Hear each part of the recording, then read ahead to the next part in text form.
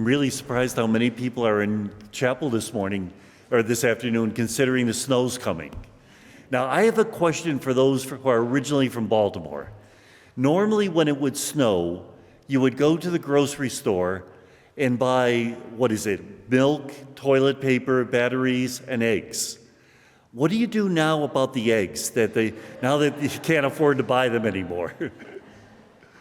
What I'd like to talk about is the first reading. It's the second half of the story of creation of the 7 days. This is not a scientific explanation of creation. It is not a videotape of what actually happened. It's a type of literature called an etiology. An easier way of saying it would be a parable. It's a story told to explain a great mystery. Now, let me give you a simple example of an etiology. My little grandniece visits me during summer here in Baltimore. You know those big thunderstorms we get? Well, she's frightened to death about the thunder. And she says, Uncle Jude, what's that terrible noise? And I lean over and I say, don't worry, Sally. That's just electrostatic charges being released into the atmosphere that causes air molecules to expand and contract at rapid rate, which creates a massive sound wave, right? I don't think so. I tell her it's the angels moving the furniture in heaven. Now, I don't especially believe that, but it's a way of understanding a great mystery. So those 7 days of creation, it's a way of understanding that God created everything, that everything was good, that this material world was created by God, and it is good, and we should celebrate its goodness. And then as the climax of creation, God created human beings. Now, what do I mean when I say the climax? Well, at certain points in the story, it says God created. It doesn't say God created when God makes the plants, because the Jewish people didn't believe that plants were alive. To be alive, you have to have breath and blood, and plants don't have that. So they never considered them to be alive. Well, when God started making animals, it says create. But then God makes human beings.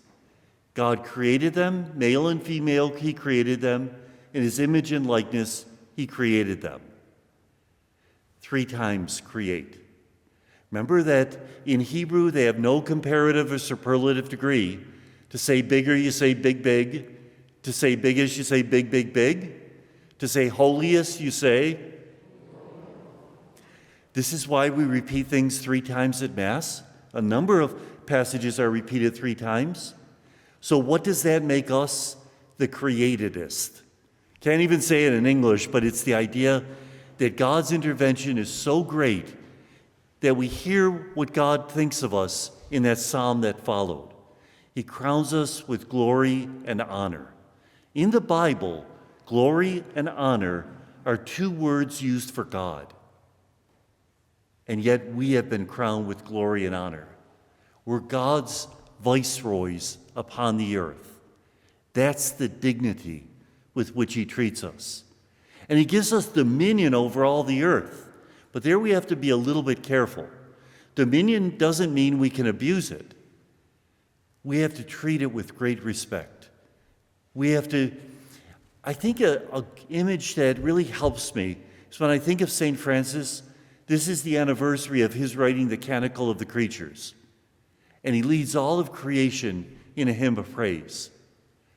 We're not called to abuse nature. We're called to be the choir master, to lead the song of praise of God through all creation. And if God thinks this of us, crowns us with glory and honor, then God says you should live up to that dignity. Turn away from sin, not because of fear or guilt.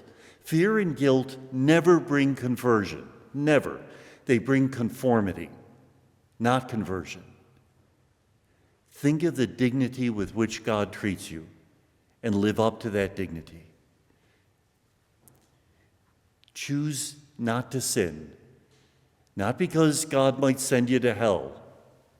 It's kind of like going to a Christmas meal at your family's house and saying the only reason I'm here is so that you'll give me a good Christmas present, but because we're in love.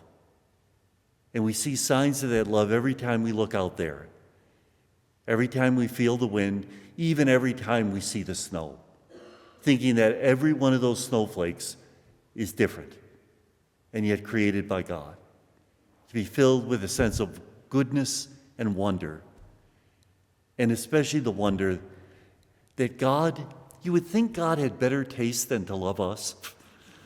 Have you ever said to yourself, I hope nobody ever really knows what's deep inside of me, because if they did, I don't know if they'd still respect me?